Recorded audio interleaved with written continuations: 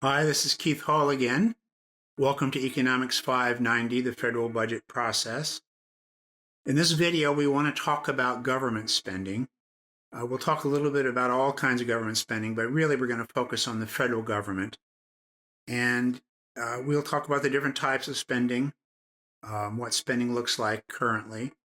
And we start really with the observation that priorities are set in spending. This is very much an important role of government. And they are, of course, spending your money. They're collecting your money. So government priorities show up very much. We'll start by focusing on the federal government budget, which really is the focus for the course, but I want to at least mention non-federal government budgets. One of the most important things to remember about the federal budget is it shows priorities. Setting the federal budget is one of the most significant roles of government. They're spending your money, they're taking your money in revenue, they're spending your money. It should show their priorities. And the budget itself provides an analysis of expected future income and a detailed plan for spending for the upcoming year. That's what it is in theory. And quite often, the federal budget reflects a significant amount of debate, political debate, and it's approached with different economic philosophies. And sometimes these differences in this debate reaches back many decades. So to begin to get a handle on federal spending, let's talk about the different types of federal spending. It turns out quite a lot of federal spending is called mandatory spending. Mandatory spending is spending that's set up by law, and it's set up to be spent automatically. So laws set eligibility for federal programs in place. It sets up the rules and benefit formulas, and then the spending just goes on an automatic, and how much is spent depends upon how many people are eligible for a program and how many people apply. It's called mandatory because it is just automatic, and it's not dealt with year after year. What is dealt with year after year is a category of spending called discretionary spending. Discretionary spending is spending that lawmakers control through annual appropriations acts. And in fact, discretionary spending is the sort of spending that most of us think about with government spending, and this is the stuff that's debated every year. The most important thing about discretionary spending, it requires annual legislation. So Congress has to actually work on discretionary spending every year, not so mandatory spending. Some spending is repaying debt, net interest spending. So debt held by the public in particular, it means the public holding that debt, they have to receive interest payments from the government. As it turns out, this is now a major share of the federal budget because we've accumulated quite a lot of debt. And the last budget category are revenues. Revenues, of course, are funds collected from the public that arise from the government's exercise of its sovereign powers. So, of course, revenues are things like income taxes, corporate income taxes, payroll taxes, etc. So let's talk about mandatory spending. Mandatory spending is budget authority that's provided by laws but not provided by appropriation acts. It's going to be important to remember that there's a difference between appropriations acts and other acts of Congress. In most cases, mandatory spending is generally ongoing. So spending is controlled through program eligibility criteria and benefit or payment rules. Sometimes these are called entitlements. The major benefit programs are things like Social Security, Medicare, etc. And rather importantly now, this mandatory spending is 2/3 of all federal spending. So quite a lot of federal spending, 2/3 of it, is now on automatic. It's been set up in law. It's not even debated much necessarily year after year. Here's a breakdown of mandatory spending. 38% on Social Security, 23% on Medicare, 16% on income security, Medicare, Medicaid, veterans benefits, other things. Here are the major categories. And in 2019, the year before the pandemic, mandatory spending was $2.7 trillion. And here's just a little simple graphic that shows you how these categories of mandatory spending have changed over the past 10 years. So, for example, you'll see that income security programs haven't changed very much. Their spending as a share of GDP has been pretty much constant. But other things, major healthcare programs, have all grown significantly over the last 10 years. The spending as a share of GDP is particularly on things like Medicare and Medicaid has been really significant. Social Security has grown significantly over the past 10 years. Big part of both of these is we have an aging population, meaning the share of our population that's 65 or over has been growing and will continue to grow. People become eligible for healthcare programs, they become eligible for Social Security, so it increases the federal spending pretty significantly. Discretionary spending, this annually appropriated spending, is set or appropriated as part of the budget process every year. The way it works is there is an appropriations committee in the House and one in the Senate. Appropriations committee is a very desirable committee because it sets the annual appropriations. And the appropriations committee has 12 subcommittees. And not coincidentally, each subcommittee has its own appropriations bill and each subcommittee shepherds their bill through Congress, through the subcommittees, through the Congress as a whole, tries to get a presidential signature on the law. And most of the direct activities of the federal government are part of discretionary spending. Again, these are the things that you think about. Spending on defense, infrastructure, lots of things.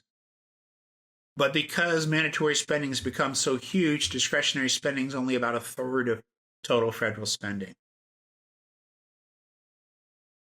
Discretionary spending and mandatory spending is put into budget functions by Congress. There are 20 general subject categories into which budget resources are grouped. This is independent of the appropriations committees. Each category is a set of programs with some shared purpose or activity. Could be agriculture, could be health, could be national defense. Some activities have more than one purpose, but these activities, these budget functions, are primarily set up based on their primary purpose. And occasionally you can have a large program that's split between two different budget functions. Here's the discretionary spending breakdown. You'll see half of all discretionary spending is defense spending, and the other half, generally referred to as non-defense spending,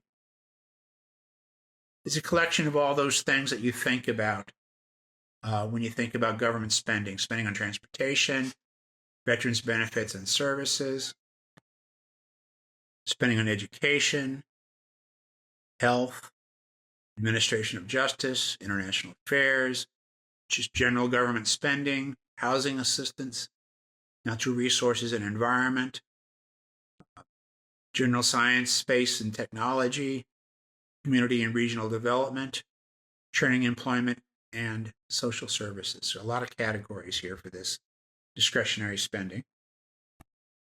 And here's what the breakouts look like. 60 years ago, most federal spending was discretionary, dealt with annual budgets. It fell into these 20 budget function categories. Some was mandatory. Back by 1960, it was pretty large. Share was mandatory, but it wasn't most. And now it's grown. The mandatory is so grown so that mandatory spending is now about 2/3 of total federal spending. And then interest, because borrowing has been so significant, debt is accumulated, net interest payments, just paying off old debt, has been a major part of government. And I'm using the term paying off loosely because really what government's doing is using their debt as a revolving account. They're paying the interest, but they're not paying down the principal at all. In the prior graph, we saw how the level of mandatory spending has grown over time. With this diagram, we want to look at the composition of federal spending, sort of how it's changed over time, how this increased emphasis on mandatory outlays has changed things. This is an interesting diagram that you might want to spend some time on. It is a look at current spending, 2020, by major category, what spending looked like 50 years ago, and what spending will look like 10 years from now. So, for example, you'll see that currently the federal government spends quite a lot on Social Security. About 5.3% of GDP is spent on Social Security. 50 years ago, it was 2.8%. So that's nearly doubled in the last 50 years, Social Security. And it's going to get larger. 10 years from now, it's going to be 6% of GDP. That, of course, reflects mandatory spending for the older population. So this is a reflection primarily of the aging population. Larger share of the U.S. population now is 65 or above and eligible for Social Security. Major healthcare programs, that's probably changed the most. 50 years ago, federal spending was only 0.8% of GDP. Now it's over 6% of GDP. It's quite a huge growth. And it's going to continue to grow over the next 10 years. So major healthcare spending has become a much bigger share of government. Now, part of that is from the aging population, but actually, most of that is from just the rising cost per person of healthcare. This is rising healthcare prices. Rising healthcare prices has grown faster than GDP has. It's becoming a larger and larger share of our federal budget. And here we have other mandatory outlays. You see this odd-looking surge in 2020, well, that's the pandemic. Then you see the pattern with the discretionary outlays.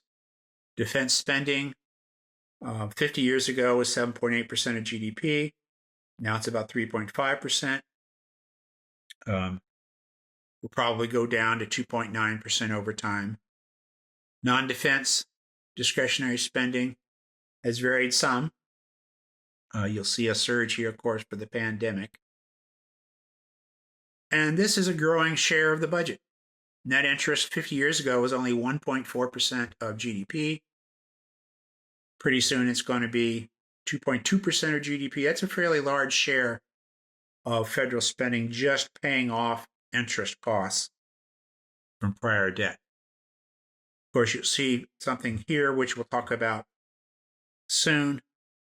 On the revenue side, most of our revenue comes from individual income taxes, payroll taxes, some but not a ton from corporate income taxes, and then other revenue sources. So now next, let's talk about state and local budgets. Particularly, we want to focus on the federal government's interaction with state and local budgets. First, let's talk about federalism. It's the constitutional division of power between state and federal governments.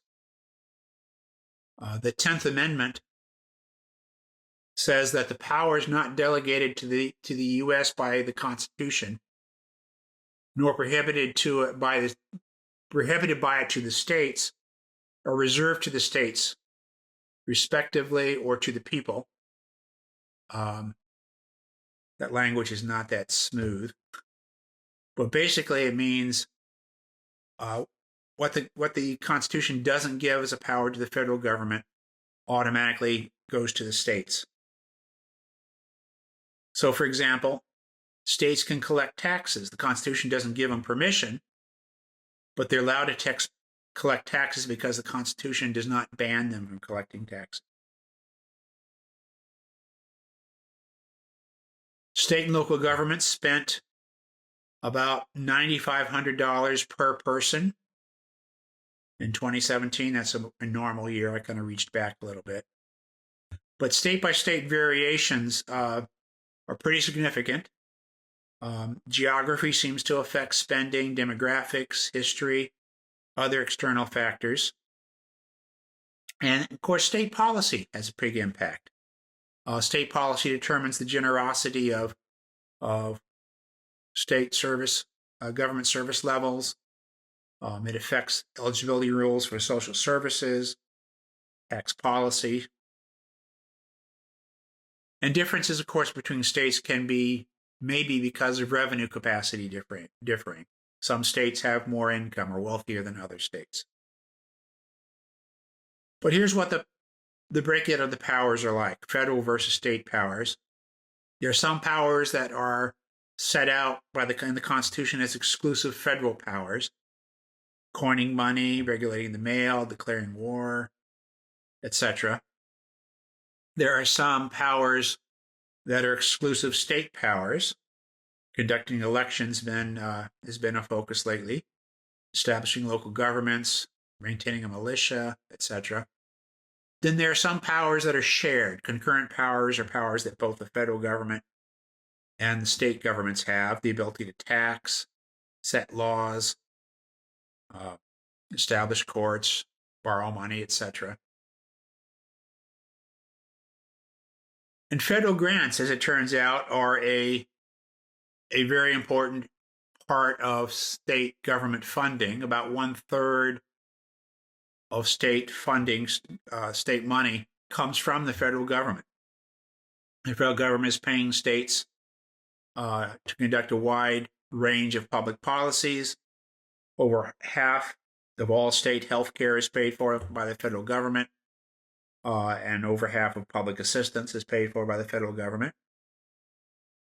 And the federal government can and does often encourage adoptions of policies it wants states to do through aid programs.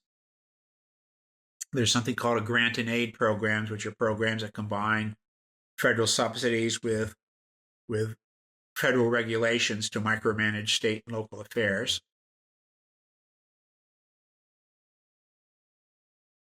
And to give you an idea of what federal grants look like,